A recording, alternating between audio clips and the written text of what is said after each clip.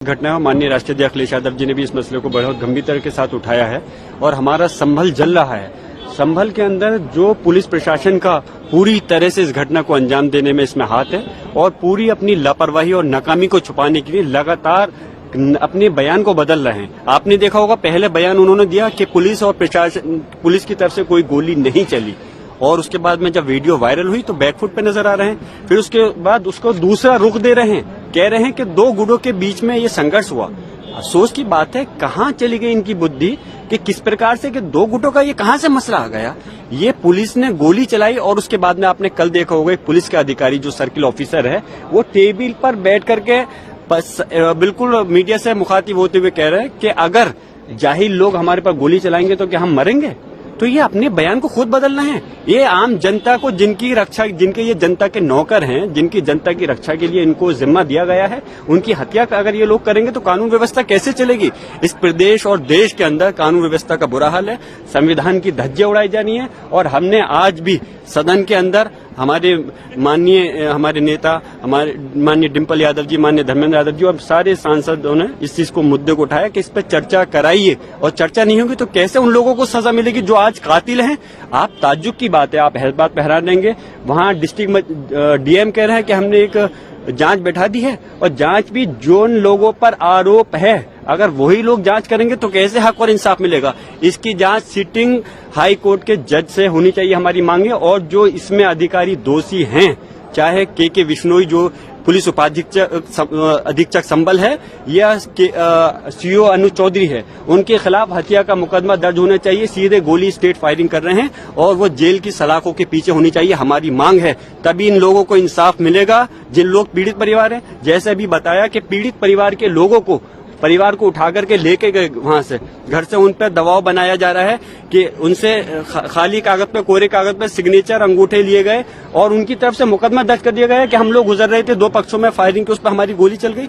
ऐसा जुल्म ज्यादती होगा तो क्या कानून रहेगा। आप लोग चौथा स्तंभ है, मेरी मांग है आप लोग सच्चाई दिखाइए। अपोजिशन पार्टीज भी आप लोगों के साथ बिल्कुल पूरी हमारी सपा के साथ में, समाजवादी पार्टी के साथ इस संभल की घटना पर पूरे इंडिया गठबंधन साथ है और सब चाहते हैं इस पर चर्चा होनी चाहिए और उन दोषी अधिकारियों के खिलाफ सख्त एक्शन होते हुए कार्रवाई होनी चाहिए। आपके खिलाफ फुटेज भी दिखाया है जिसमें ये दिखाया जा रहा है कि कैसे दो गुटों के, एक गुट के लोग हैं जिन्होंने मुंह पे कपड़ा बांधा हुआ है, देसी पिस्टल मिली है और कैसे वो इंसाइट कर रहे हैं क्राउड को। आपको इस सीसीटीवी फुटेज मैं एक बात कहना चाहूंगा, इस प्रश्न के लिए आप ही लोग मुझसे अच्छा जवाब देते तो चौथा स्तंभ होने के नाते मुझे और खुशी होती।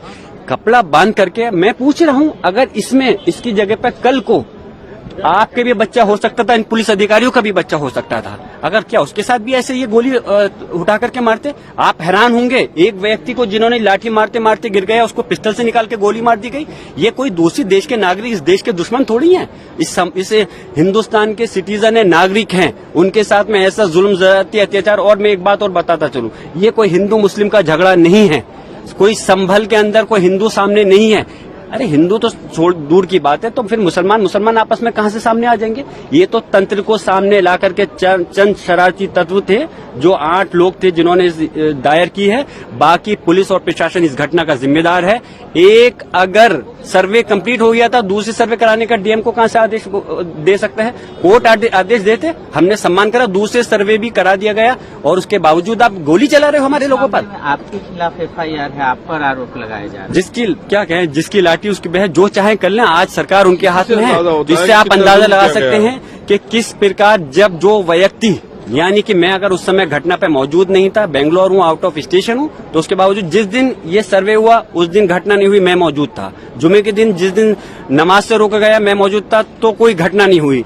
और जिस दिन मैं मौजूद नहीं हूँ तो बलवा मैंने करा दिया। इन लोगों को तो नोबेल प्राइज मिलना चाहिए जिस प्रकार से ये काम कर रहे हैं। और शर्म, पूरा देश शर्मसार है और देश नहीं पूरे दुनिया के सामने देश की जो छवि खराब हो रही है।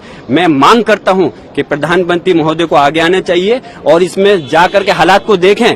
मणिपुर नहीं बनाए संभल को, मणिपुर के अंदर तो उन्होंने जाने की जहमत नहीं करी, लेकिन संभल का जो सूरत हाल हो रही है बहुत अफसोस की बात है। जो हट धर्मी तानाशाही चल रही है इस पे लगाम लगनी चाहिए। जो अननेम्ड FIR हुई है उनकी आड़ में लोगों को परेशान किया जा रहा है, टॉर्चर किया जा रहा है, उसको तुरंत रुकना चाहिए। ऐसी हमारी सारी माननीय सांसदों की मांग है, समाजवादी पार्टी के इंडिया गठबंधन की मांग है। बहुत